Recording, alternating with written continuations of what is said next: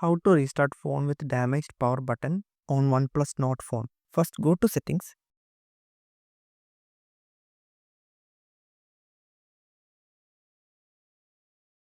Then system settings, accessibility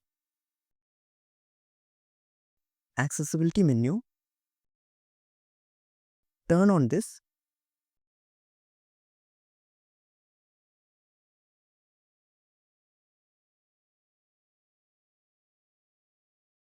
Now go to your home screen. Now when you click on this, you can see power. Click on that and then you can click restart. One more thing, don't click on the power off. As the power button is damaged, then you can't turn it back on.